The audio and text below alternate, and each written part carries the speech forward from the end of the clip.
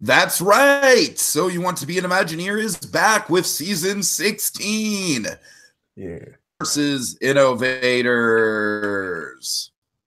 Woo!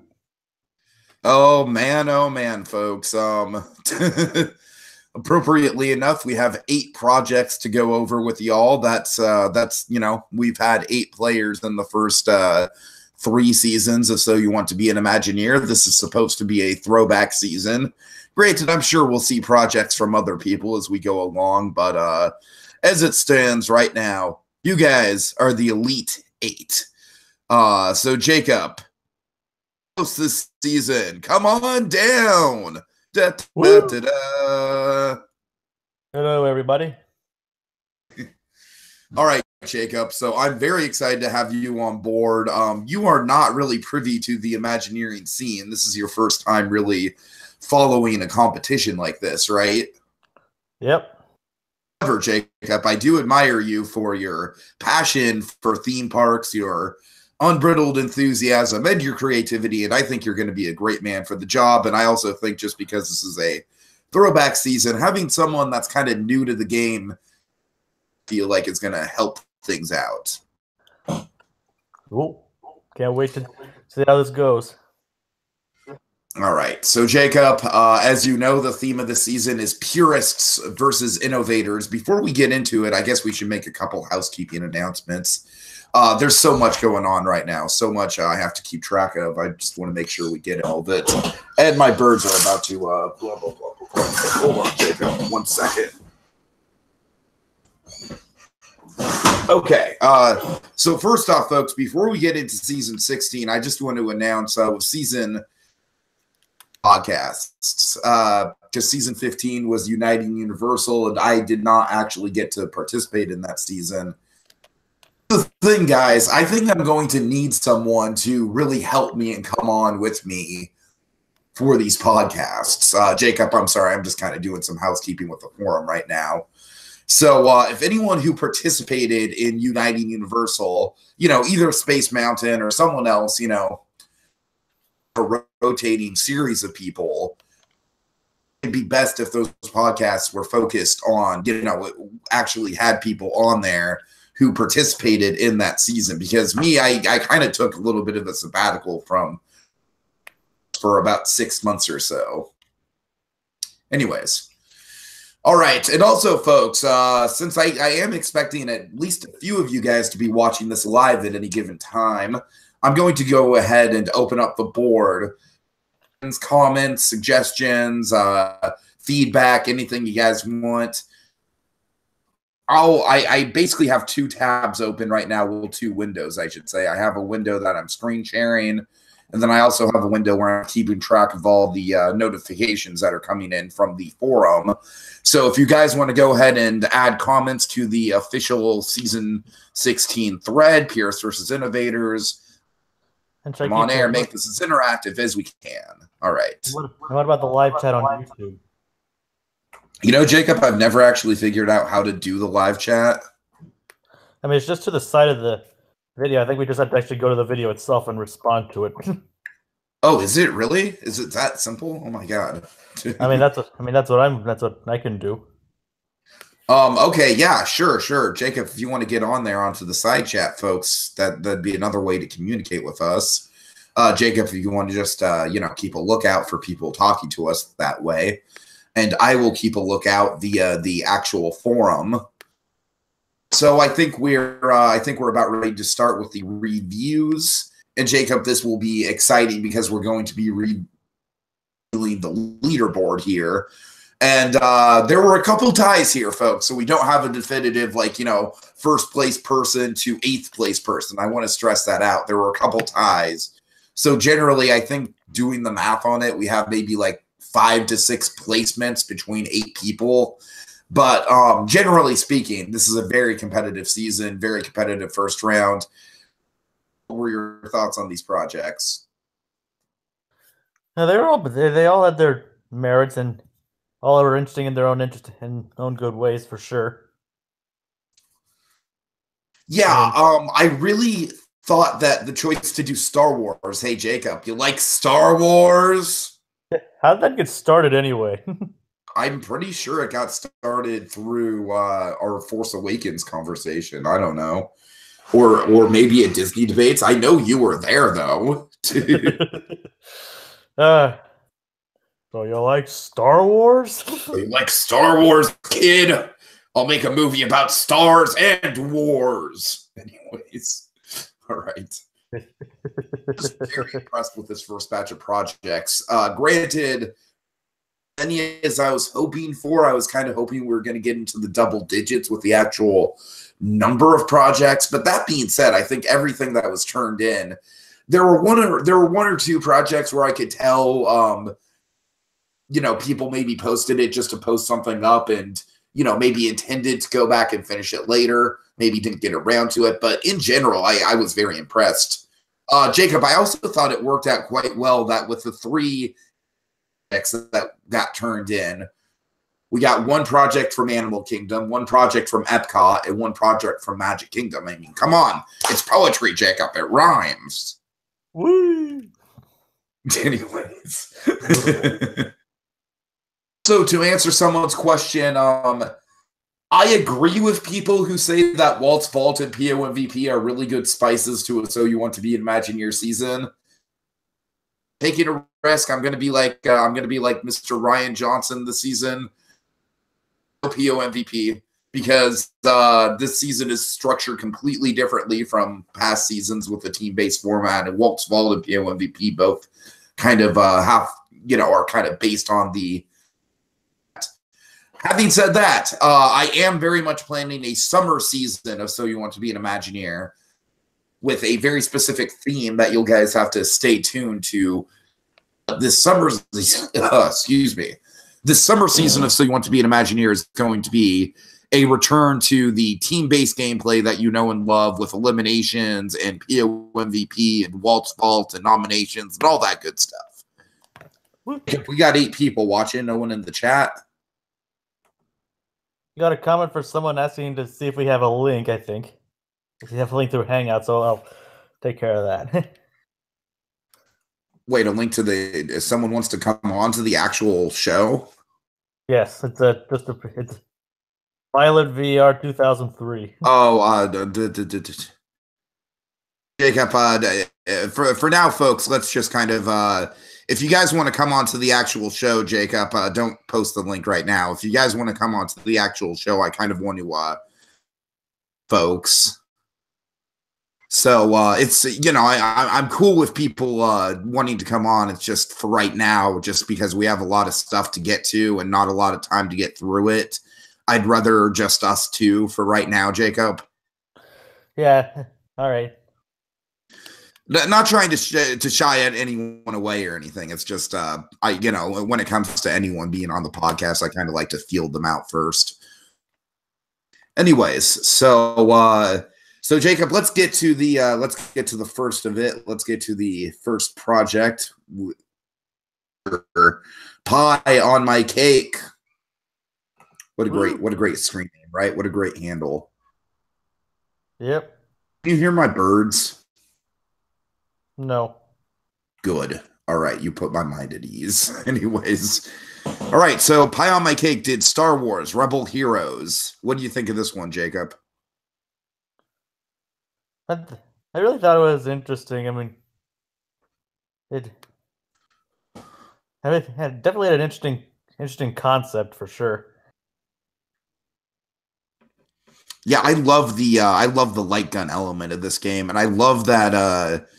I really love that Pie was able to put the realism factor into play and say, at the end of the day, these guns, they're there for fun, but the technology simply isn't there to actually have a point system yet. The technology would be there soon enough, in the mid to late 90s with Buzz Lightyear. Yet. And so I really respect Pie for knowing when to stand his ground when it comes to that. That really impressed me. Yeah, I have to agree. All right. Oh, by the way, I'm sorry, Pie, but Mon Martha really kind of cracked me up. Yeah, it's like Yeah, that was one of the things I noticed that kind of took off in the presentation a little bit. This was like an autocorrect on his phone or a typo or just like he didn't know what the name of this character was. But yeah, I was kind of like, it's like Martha Stewart. I actually know who Martha Stewart is. God help me. Anyways. A lot of people know who Martha Stewart is. Oh, I know, but she's just fading from relevancy. I digress. so yeah, I thought this had a really good progression to it. Jacob, what do you think of the idea in general of kind of having these physical sets in an 80s style Star Wars attraction? Definitely go with definitely like considering they're a purist and that's what they're going for. I think it would actually be interesting and kind of be like being on a Star Wars set. Exactly, and that's really one of the things that I dug about this is especially like people were able to create trench runs and jumps to light speed and stuff with really practical means. And harkening back to that in a ride would be really interesting to see. Mm-hmm. All right. I do think with Pi, he didn't do it as much as other people did, but I do think there's a little bit of jumping around between the space battle and Endor. It might throw off a bit of the rhythm. Yeah. Like, to me, I thought the best projects in this batch were the projects that were like, all right, we're going to have one location, we're going to stick to it, and we're going to flesh out everything we can possibly flesh out from within that location. Yeah, man, I mainly like appreciate it for the level of detail and thought that went into it. And the overall presentation of it was neat and concise. Yeah, speaking of presentation, this is a damn good reference photo. Like, I want a poster of this, man. It's really I love Peter just chilling over there with the Crayola guys.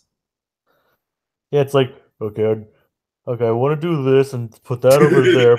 Carry those logs over to that base and make sure make sure nobody gets to the Death Star area. Yeah. All right. What do you think of the light speed transitions, Jacob? I thought they were a really nice touch. That'd be pretty cool. I mean, I'd actually like to see a ride based on those. Based on those. Well, they did do Hyperspace Mountain, which is kind of based on the idea of jumping to hyperspace at specific points. Oh, nice. Space Mountain. I like to recite this fun fact whenever I can. Hyperspace Mountain was it's based on the Battle of Jakku, where the Star Destroyer was crashed into Jakku. Oh, that's cool. Throughout Hyperspace Mountain, like the Star Destroyer's like, it's projected onto the top of the dome and you're like trying to take it down through the whole ride. Oh, that's awesome. I mean, you wouldn't really know it unless you read into the backstory, right? Like, it's kind of hard to tell what's going on from the actual ride, but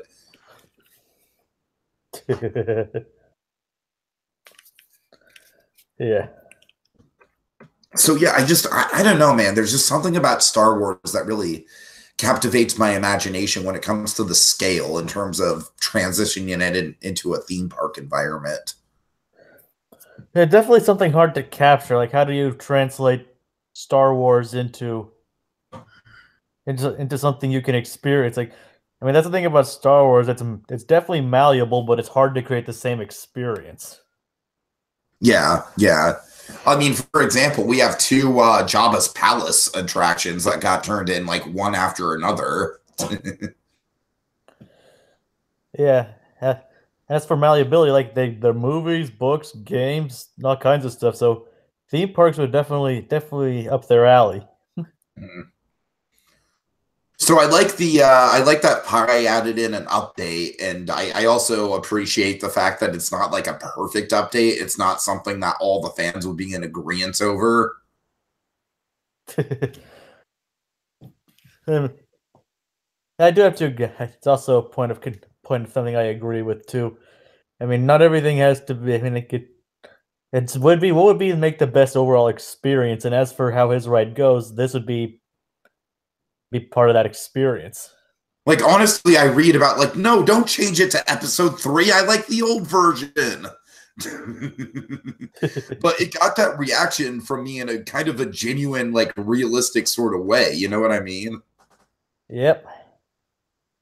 So, Jacob, I already revealed my scores. Let's reveal your scores. What do you give him for creativity and why?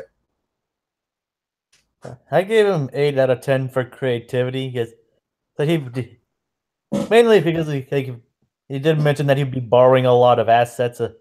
Well, that's which is kind of aggravating. A lot of things that kind of took away from that, and also like heavily borrowing from a lot of the lore and everything.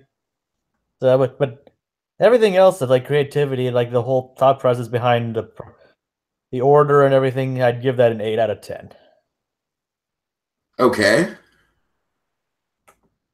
All right, well, I don't know your scores. Oh, well, I posted my scores to the forum. I don't know my scores off the top of my head either. I just have our combined scores. So, all right, realism. Realism, I actually gave that one a 9. Actually, gave that one a 9 because I can reading through this, I actually did think of the whole like this could actually be it's actually a very practical kind of ride to build. Like, and as you mentioned, it elicits that reaction of an update, even though it's not an actual attraction. Even elicited that reaction from us. I really think so. In a way, it feels very tangible. All right, detail. 10 out of 10 for that one. Woo! And Basically, presentation. I gave that one a 9. I mean, like I said, there are a few instances here and there where things could have been improved a bit better, like a bit better. Like the several instances of Mon Martha, even though that might just be like a typo or something. But that's just like it could have been just had a little bit more proofreading. But I'm not really I'm not really one to judge in that regard, though. But so a total score is 36 out of 40. Okay, and combine that with my score, we get a combined score of 68 out of 80. Woo! All right. So let's go back to the directory. I believe next up is October by Space Mountain. Yep, you love this project. Yes, I did. You want to speak to that? Wait, what do you mean, like? What do you... just what do you like about it?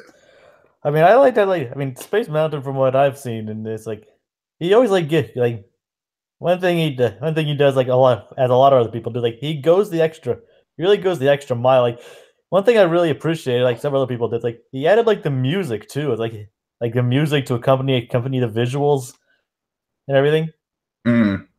Like he really tries to immerse you in the experience. Yeah, absolutely. Absolutely. This was a very, very unconventional project for me. And that's why my score is a little lower than yours, Jacob, just because I feel like in terms of realism, it's essentially a giant walkthrough. Like, it's essentially Tom Sawyer's Island on steroids. And I really like the idea of kind of like a boutique expansion to Star Wars land. I don't know how practical that idea is in the long run, Jacob. I don't know how practical the idea of building like a whole land that only has a couple walkthrough things would be. Because you clearly, like, don't get me wrong, I really think this is a standout project too, but just based on your scores, you clearly just you know.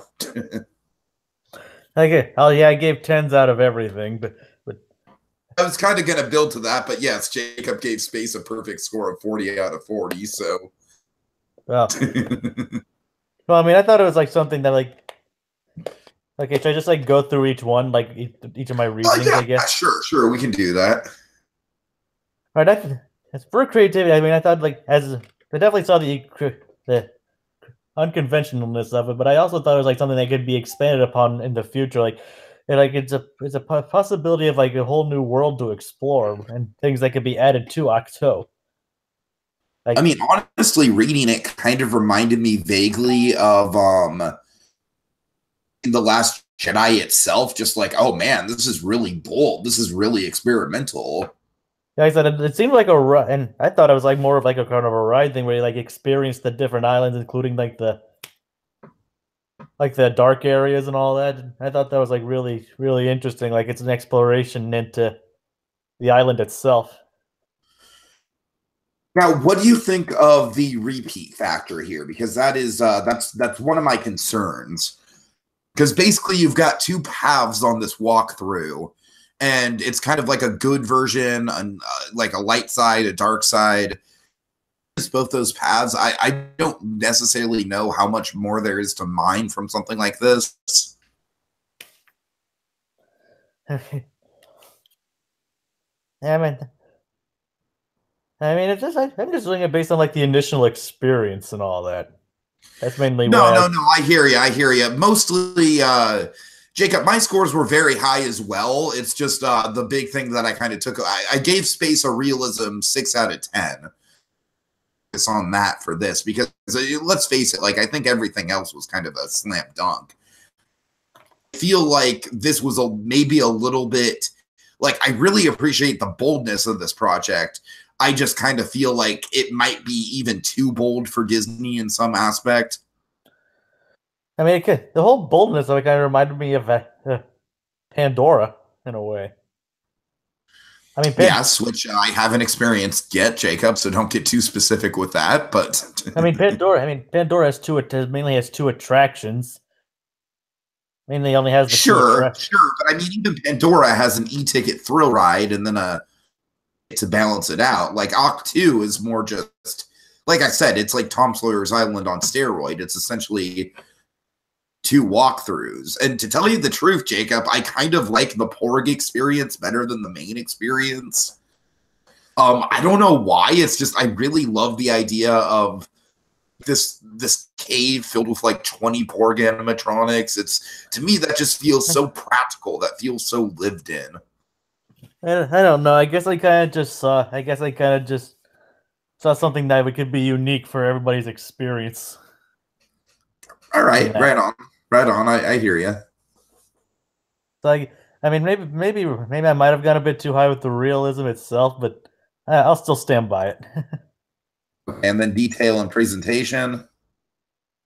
Yeah, the detail is great. I mean, I mean, that is definitely one of Space's strong suits.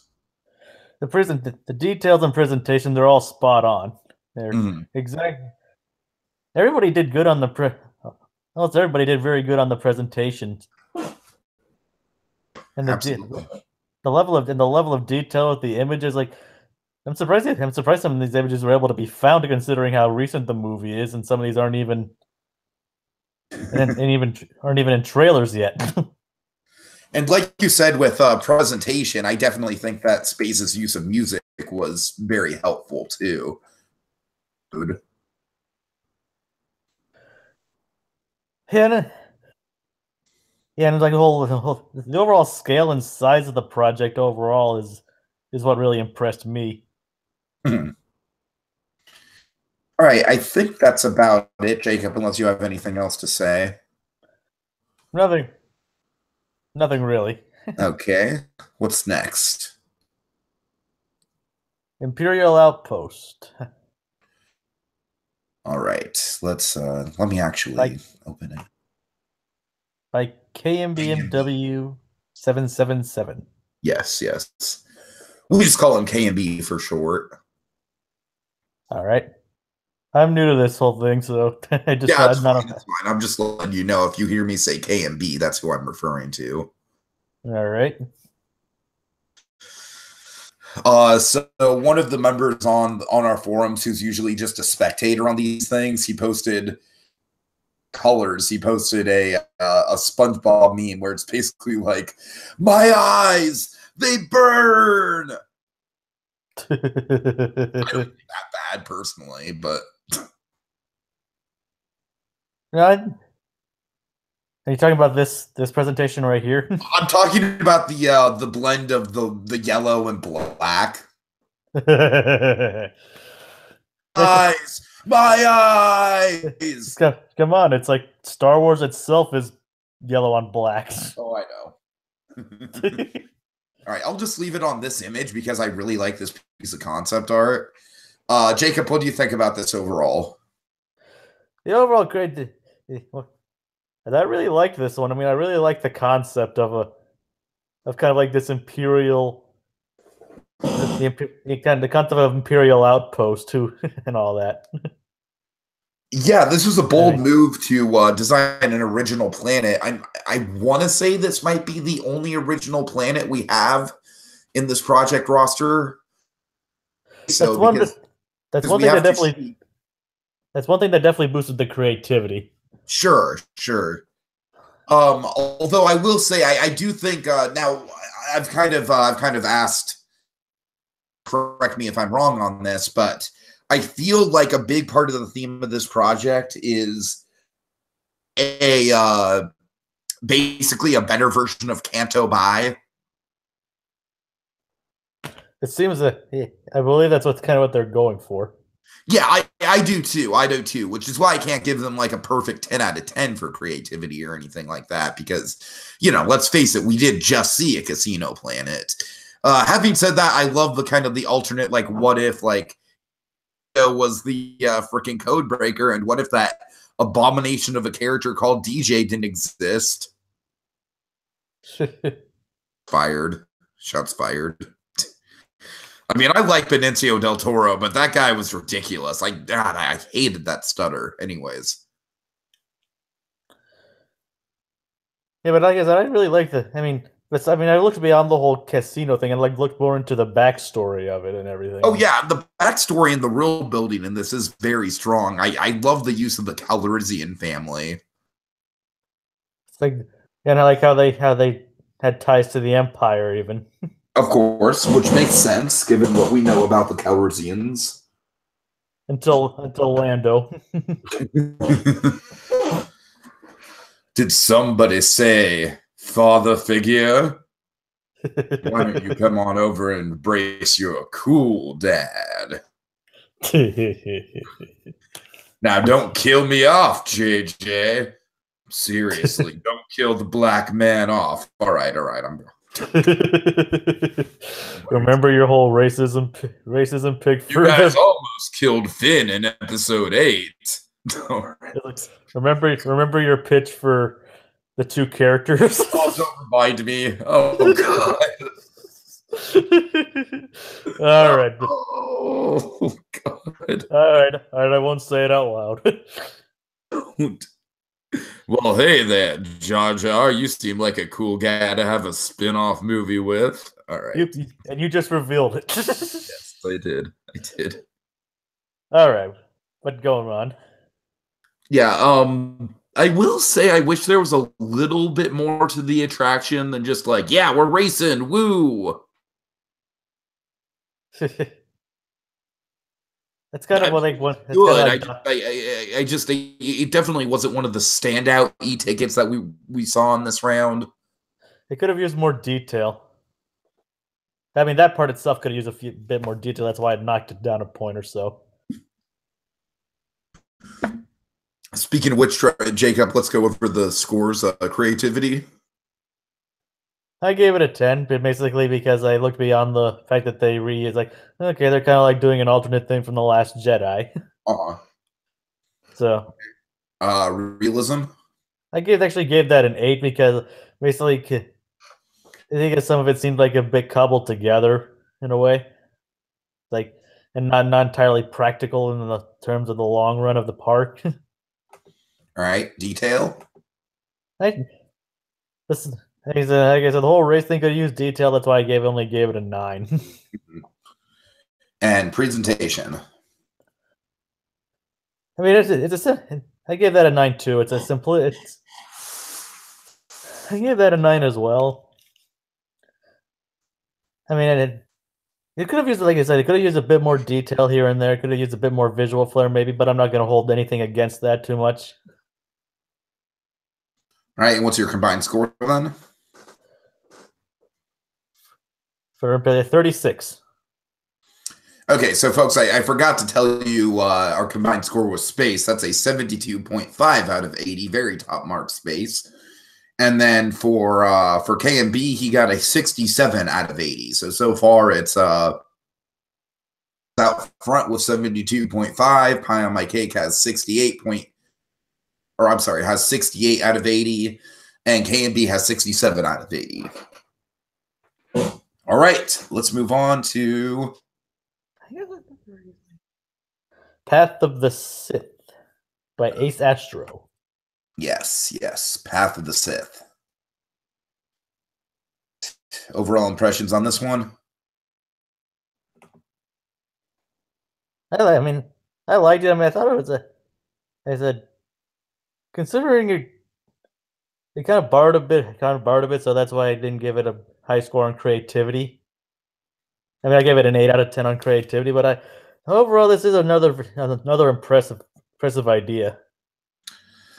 This is kind of what I was talking about. I feel like this is the biggest offender of kind of like jumping around all over the place. Like, to me, this attraction covered so many pieces that I don't know. I feel like it almost kind of was something like Star Tours, you know what I mean? But and Pie's project, I feel like Pie's project had the jumps to light speed, which made the transitions work, and in that way, I feel like this. Plus, it's basically just a reskin of Adventures Through Inner Space. Right, and to tell you the truth, I honestly am kind of like as a big Inner Space fan, let's just say I kind of gave him a free pass when it came to realism in terms of what you could actually fit into that space.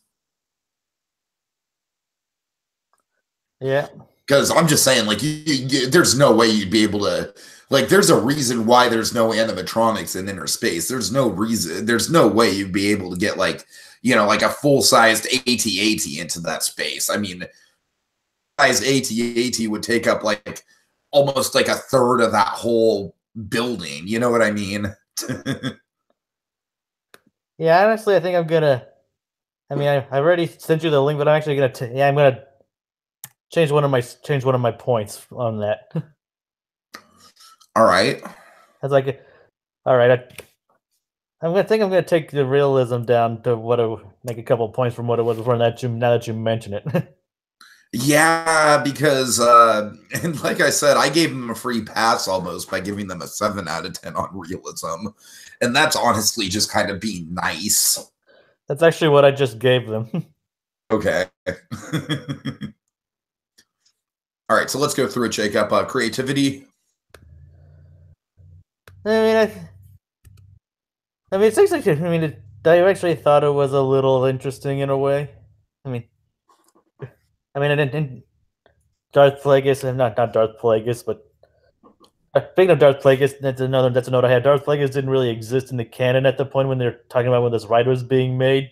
That's true. That's a good catch. It's like if he wasn't really mentioned until 2005 in Return. I mean, that'd be cool for an update. But in the time, the time when you're talking about this being built, Darth Plagueis wasn't even known. But so, I mean, that didn't really dock anything. But it's just a minor nitpick. But I do kind of like the ideas of it, even though the creativity could have used it. I like the idea of this basically being a Empire propaganda. I do like that aspect, and that's one reason why I actually do give the creativity an 8. Realism. Same as you, actually gave that one a 7 because of like some of the practicality. I mean, I like the explanation of the whole holographic effect, though. That was pretty interesting. No, that was really good. I'm glad you bring that up. Yeah, that was a good demonstration. That's why I gave the level of detail an 8. I mean, his use of references and real world explanations as to how these would work was what really sold me on the detail and presentation of it. Fair enough. Fair enough. And then presentation. Like I said, like all those extra sources gave it a 9. I gave that one a 9. Okay. And combined score, Jacob. I think due to some actually changes, it went from 36. It's actually now down to 32. Oh, damn. Okay, now I'm gonna have to do some math. So that's let's see. What's yours? Hold on. Sorry, I didn't mean to change it on the spot like that. No, it's fine. Okay, that brings Ace Astro down to 63.5 out of 80. All right, let's move on to the next one then. I'm sorry, folks, if this is a bit jumbled. I feel like this is going to in our thread for the rankings and everything, where we're going to have the leaderboard, we're going to have the archive with all the projects, all the project reviews, all the prompts. I'm still making that, and I feel like once I make that, keeping track of the podcast and all that will get a little bit easier. All right, so let's move on to Disney Dad's Kashyyyk. Yep. All right, so I love what is in this project, Jacob. Here's the thing. I mean, I think this is kind of a shame that Disney Dad didn't get to finish it. I'm assuming just because, scheduling got in the way and everything. But what's here is just, I love the level of detail and the ideas at play. The only project to incorporate a transportation element into it, which I gave a bonus point to him for. Yeah, I really like I really like the idea behind exploring Kashyyyk. It's like, don't get me wrong. I do like Revenge of the Sith. I mean, I do actually like that movie, and I do think Kashyyyk is like one of the underused but most interesting aspects of that movie. Mm-hmm. I mean, they basically went to Kashyyyk just so Yoda could thank Chewbacca. And have a pretty cool fight with them. Yeah. But yeah. I find it fascinating that Kashyyyk is one of the most widely known Star Wars planets, and we all know the origins. Yeah, and yet we've barely ever seen anything of it. It's great, considering its source, considering the fact that it came from the holiday special.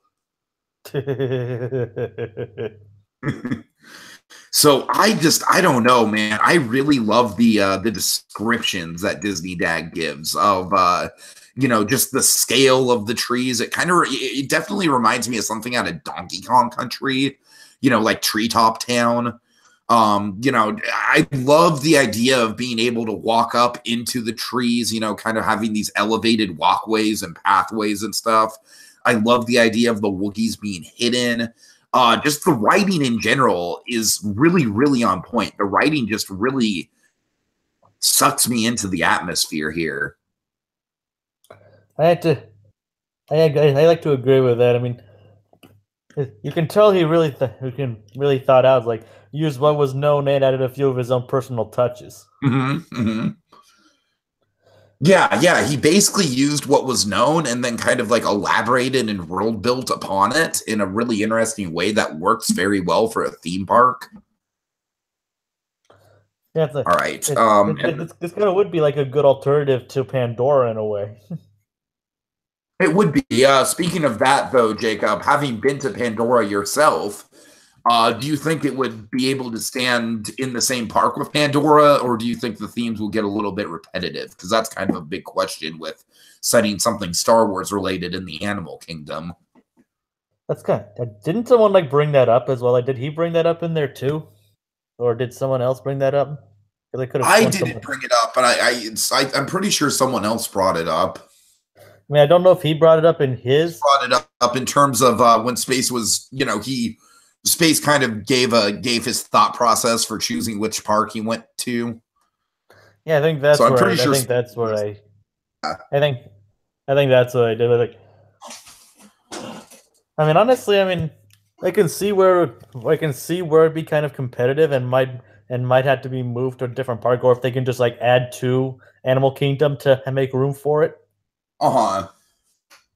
But But I mean, just thematically, do you think this is different enough to like stand on its own apart from Pandora? I mean, other than the whole extraterrestrial location, I mean, Uh, Pandora's themes is like Pandora supposedly is built about like environmental conservation and all that. sure, sure. And I mean, as far as I could tell, that wasn't really a focus here. That was just this is basically more just exploring Kashyyyk. I mean, sure, Pandora's about exploring it, but they have like conservation, like part of the whole, like one of the. I know you. I'm sure you've heard of actually, the Flight of Passage, and part of like the cue for that is like talking about like is like showing like all kinds of different conservation experts of Pandoran species. Uh-huh. Uh-huh. And I said, To it, of course, I do think it is a shame that Disney Dad he started on what seems like a really promising attraction. Schedule just seemed like it kind of got away from him. That's a shame. it is. Honestly, if the attraction was anything like the walkthrough, then I really think he could have had maybe the best project of the whole roster, Jacob. I mean, I would have. To go over, what do you think of the planetary transport? I thought it was a pretty creative. I mean, definitely like to see like people thinking outside the box for that one. It's like a universal monorail. All right, so creativity, Jacob. I gave that one a 9 based on like terms of like me for the reasons being that like he went with established lore and built upon it himself in a way that would make sense for a theme park. All right, realism. And okay, as far as realism, I forget exactly why, but I gave it an 8. Maybe maybe it's because he didn't wasn't fleshed out, not because of time constraints, but they're maybe it was because of the whole Animal Kingdom thing Uh-huh. and like the whole practicality of like they just got Avatar, so how would they be able to do this? So I don't exactly remember my reasoning behind it because unfortunately I didn't write it down. But it's still very impressive nonetheless. So it's a respectable 8. All right, detail. Again, 9. I mean, for the life for being on a time crunch, he crammed as much detail in there as he could, and I really appreciated all the extra attention to detail, like building upon the lore, building upon Kashyyyk from what we know in the various sources. All right, and presentation. Again, that was a 9. Okay. All right, and that brings his total up to 68 out of 80, which ties him with Pi and puts him basically in a tie for second place below Space, who's still in the lead. Jacob, give me 1 second. I'm kind of updating the leaderboard here. You know, folks, I probably should have screen shared the leaderboard from the start, but I'm going to do a reveal of the leaderboard once we get through all the projects. So we have 3 more. Jacob, how are you feeling? You ready to? Yeah. All right. Yes. All right. So next up, we got Disney Man with Battle of the Force. Jacob, I don't know. This, like, my personal favorite. Huh. How so? I love the fact that it's Jabba's palace, but it also very much incorporates a lot of other. Wait, I'm sorry. This isn't Jabba's palace, is it? Okay, my bad. My bad. I'm getting projects mixed up. Sorry, folks. Sorry, folks. No. This to me, it is very practical, though. I love the trench run and everything like that. God, I'm so sorry. That was embarrassing. Because we do have 2 Jabba projects to talk about. Was that like Fragments of the Empire? Yes, I'm pretty sure that's it. Yeah. Fragments of the Empire and Galactic Journey are both Jabba projects, but this is not. So I digress. Anyways, what do you think of Battle of the Force? I thought it was a decent project. I mean, I mean, it was pretty interesting to see like how it like have kind of makes you relive the end of episode 4. I mean, I thought that is a pretty cool aspect to an I attraction guess in a that's what I really liked about it. I really like how it used the set piece of a dogfight, but physicalized it. Physicalized, probably not. Well, I mean, why not? But people know what we mean. But you know what I mean, though. You know, it gave it a physical nature to it, which I mean, even something like Hyperspace Mountain basically only uses projections and lasers and everything. Whereas this, I really like how it's full-blown sets and incorporate the space dog fights. Really good stuff. Definitely. I mean, I think that's why it might be my favorite of the projects, is just because it's you know, to me, this represents Star Wars in kind of its purest form. Yeah.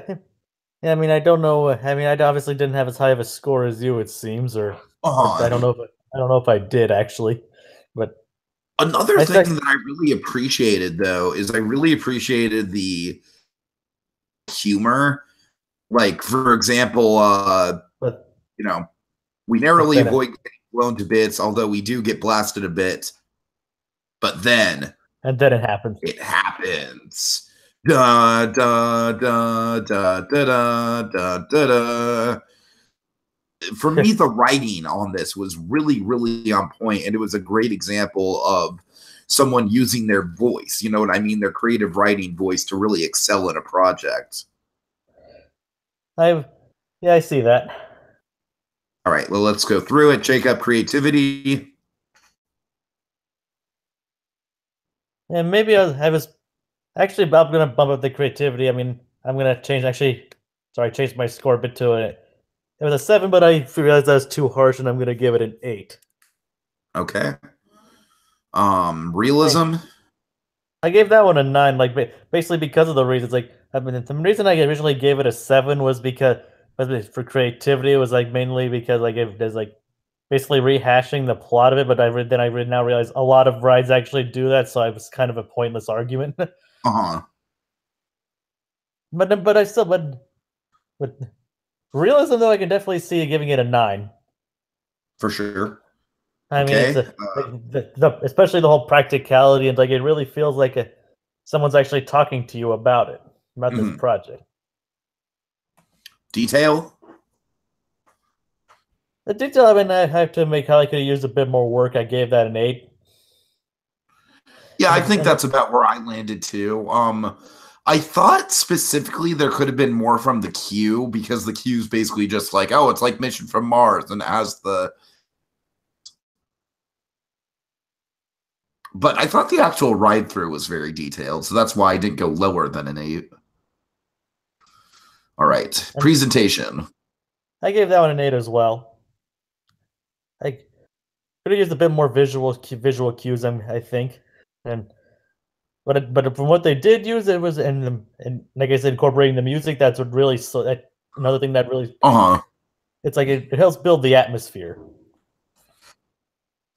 All right, and Jacob, you bumped your score up 1 point from your original what you sent me, right? Yeah, it's 33 now. Okay, so let me just. I'm sorry for updating my scores on the fly. It's fine, but you know what you did? You just created a three-way tie. Because that one extra point, Disneyman did have 67, but now that bumps him up to 68 with Pie on My Cake and Disney Dad. Oh. Well done, Jacob. Well done. Look at him go. I'm sorry. No, it's fine. It's fine. Honestly, we had a tie at 67 too. There's another person. He has 67. So, you know, so at least with this way, you know, we have like only one tie instead of 2 ties, even though it's a 3-way tie. So it works out. Yeah. Right, Jacob, we have 2 more projects, and both of them are Jabba's Palace related, so I feel like they'll go by quick. Let's talk first about T. Cool's, which I thought was definitely the better of the 2. I do say I feel bad for Magic Feather for basically kind of standing in the shadow of this, because this was really strong, I thought. The world building for Tatooine, it's like Tatooine is it's like the gift that keeps on giving, right? Like you can do anything with it. It's like, no pun intended, it's like the ultimate Star Wars sandbox. It's a blank slate. Yeah. I mean, you can pretty much do anything in a desert place. I mean, there can be junkyards, there can be cantinas, there can be pretty much anything. All right. Just like the future of Star Wars itself, it's a blank slate, a canvas that can be turned into anything you want it to be. Did you like this one as much as I did? What was your score on this one? Oh, don't ask me the scores, man. I have them written down in another tab, and I don't want to go looking for it. Mine scores, but I just don't have my score, so I'm sorry. Sorry. Sorry for asking. Fine, it's fine anyways. I was like, for overall, I did give the creativity an 8 on this one. I mainly for like the whole expanding what we know about Tatooine. Exactly. That's what I really loved about this. It's like, yeah, it is going back to Jabba's palace and going back to Tatooine. These locations that we've heard about, but we haven't actually visited. You know what I mean? Is this the one that connected it to the Indiana Jones ride? I believe so, yes. I said, yeah, oh yeah, that reminds me. I said, it's like how it used like the nature of it to block out the other places of the park, which I thought was a really clever idea. Which added to the realism and detail at the same time. And what do you give those? Realism I gave an 8, and realism I gave a 9, and detail I gave an 8. Okay. And the overall presentation itself could have been spruced up a bit, but again, I'm basically giving a lot of 8s in this round. All good. It's all good. So 8, 9, 8, and 8. Okay, and let's move on to Magic Feathers. Oh, Jacob, I thought it was a little bit of a missed opportunity that you couldn't find power converters at the Tashi station. Luke would be disappointed. How good would that be? Like, oh, I'm going to go down to the Tashi station to get some power converters. Yeah, it's like Luke would be disappointed.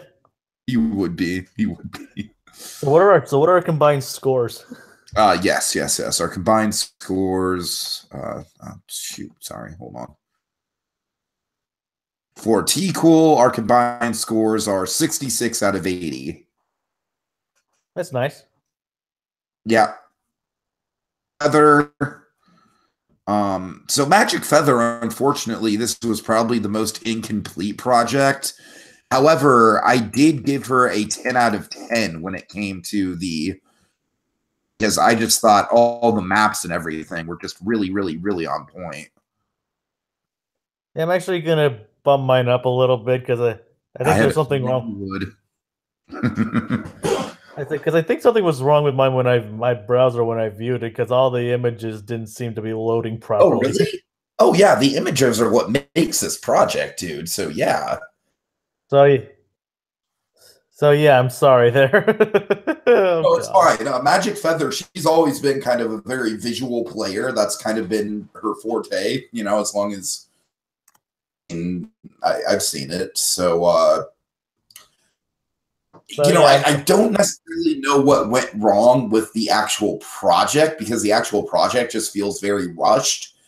But yeah, the visuals themselves, didn't see any of this. Actually, no. It's like I must have been viewing like a watered down version of it. Okay, yeah, obviously, because see what she does here. I really like the use of the color coding on the map and stuff. It's all very practical. It all makes a lot of sense. It's very readable. It's the type of stuff where to me, this boosts a project. You know what I mean? To me, this, like, all this art, all this effort on the art and the maps and everything, it's worth a 10 out of 10. And even if the detail isn't on point, fantastic work. Did you see this, Jacob? Yeah, I did see that. Okay. Well, at least you saw that. Yeah, I mean, look, at the end of the day with Magic Feather, I think the two things going against her, it's pretty much an exact replica of the theme that T-Cool used, and T-Cool had more detail. And also, yeah, just the fact that the detail on this in general is kind of weak sauce. Yeah, so I'm sorry for the unintentional low score there, Magic Feather. But all right, well, I actually did bump up the score in several places. Okay, well, let's go through your new score then. What do you give creativity? I gave creativity a 7. Okay. Realism? I gave that one an 8. I mean, okay. I did. Actually, I pretty much gave everything, all the rest of the stuff 8s. Okay, fair enough. Like I said, I'm sorry, Magic Feather. I mean, I think something was wrong with the way I viewed it, because I did not get all those big images at all. What's your combined total, Jacob? All right, hold on. 31. 31. Jacob, do you know how many points you gave her? What do you mean? Score? I said that's 31. I just added them up to 31. No, I know, but like, what was your original score before you changed it? I don't know. I wrote over it. I'm pretty sure it was 27. It probably was. You said 31 now, right? Yeah. Like I said, I'm sorry for changing all these scores on the fly, guys. You know, please resist the urge next time, but I will. Like I said, I feel bad for the way for what happened. Because my browser fudged up the presentation on this one. In mind, Jacob, give me 1 second. I'm gonna pull something up. But we have our combined scores. We have our leaderboard. So, Jacob, how was it judging the first project? Is it a lot of work for you? Are you happy doing it? Are you like, oh my god, what the hell did I sign up for? I would enjoy doing this. I do actually like doing this, seeing like all the creative processes at work, seeing like what kind of new worlds they come up with, or how they reimagine old ones. I mean, it's just like Star Wars, and it's just like Star Wars. Oh God! Like what? Like it's like revisiting old ideas, but expanding upon old ones. No, you're right. You're right. You are not wrong. All right. Okay, I got it. All right, folks, it's time to reveal the leaderboard. Jacob, are you ready? Yes, and again, sorry for all that shifting. Right. Okay. I promise. After the combined scores. I promise I'll avoid that in the future. Yeah, after our combined scores, here's the leaderboard. Space is out front with 72.5 out of 80. We have a three-way tie between Pi, Disney Dad, and Disney Man 1 with 68 out of 80. With 67 out of 80. T-Cool with 66 out of 80. And finally, Ace Astro and Magic Feather are kind of at the back of the pack, but Magic Feather is trailing right behind Ace Astro, who literally has half a point ahead of her at 63.5. Magic Feather's got 63 out of 80. It is still very much anyone's game. And I'm still, basically, folks, we go through 9 of these projects, the top 5 people will move on. So there's very much going to be an incentive to do as well as you can, get these points up as much as you can. And even if you haven't submitted a project this round, though, you're still not out of it, because there's no guarantee that everyone's going to submit a project every round, because that's kind of the basis of the structure this season. Come and go at any point. So don't give up if you got a lower score than you were hoping for, folks, and don't give up if you didn't have time to complete a project this season. There's still a lot more game to be played. Let's move on to the second project, which you don't know about yet. All right, Project 2, Black Lights and Bus Bars. So, Jacob, I'm just going to go ahead and read this. Dark rides have always been a pivotal part of the armchair Imagineering experience. Experiences based around pre-existing IPs, they're great starting points towards more ambitious creative challenges. I find it only fitting that setting out on the first classic Disney project of the season, we start with the purest of ride genres. Our goal will be to create an alternate suite of Fantasyland dark rides from the original Magic Kingdom at Walt Disney World. This means hypothetically pitching 3 opening day attractions not based around Peter Pan, Snow White, or Mr. Toad. Famously, the 3 attractions that were meant to be replacing this lineup were Mary Poppins, Sleepy Hollow, and Sleeping Beauty. Poppins replacing Peter Pan, Sleeping Hollow replacing Mr. Toad, and Sleeping Beauty replacing Snow White as the beautiful, fun and crazy and scary dark rides, respectively. 3 other films from the Walt era and give them dark ride treatments for a what-if opening day. Again, you may not use Poppins, Sleepy Hollow, or Sleeping Beauty as the basis for these attractions. It's long been observed that one side of Disneyland's Fantasyland courtyard gets far more traffic than the other. While Peter Pan and Mr. Toad are continually among the most popular rides in the park, Snow White and Pinocchio struggle to maintain much of a following. Innovators must create a brand new attraction using the space currently occupied by Snow White's Scary Adventures, Pinocchio's Dairy Journey, and Pinocchio's Village House Restaurant to create a new state-of-the-art dark ride experience based on a Disney movie which hasn't yet gotten the dark ride treatment. Keep in mind that this attraction should maintain the alpine of the rest of the Fantasyland courtyard. What do you think, Jacob? If you were doing this, are you a purist or are you an innovator? That is a good question. Honestly, I mean, honestly think I'd go with the purist in this case, if you ask me. Yeah, it's interesting because it's basically creating 3 small-scale rides compared to creating 1 new ride. I'd like to see how that goes. All right. Well, you will see how that goes, Jacob, because we will be reconvening tomorrow, next week at the same time, at the same day, on Saturday. I'm going to have most of the projects be turned in on Fridays, though granted, when I go to Disney World, there might be a stretch of time where we're going to basically have a project that's going to be done over the time I'm in Disney World, just so there's no overlap there. Any last words coming in from your first hosting job? Great job, by the way. Really appreciate you taking the time to do this. Thank you for having me here, Tiki. Can't wait to see how this goes. Everybody. All right, folks. Thanks so much for joining us. As I said, a couple things to end with. If you want to come on the podcast, I just kind of need to screen you. I need to kind of field you just to make sure you're a good fit for the podcast. Just because I kind of have a professional, I just kind of like to keep things professional around here. And any of you are unprofessional, I'm just saying I kind of, if you want to get screened for the podcast, go ahead and send me a message. As I said, with Uniting Universal, I really need someone to be with me to talk me through United Universal. So if you want to do that, also either message me or just post on the thread that you're interested. Thanks so much for playing, and I'm stoked to see what this season has in store.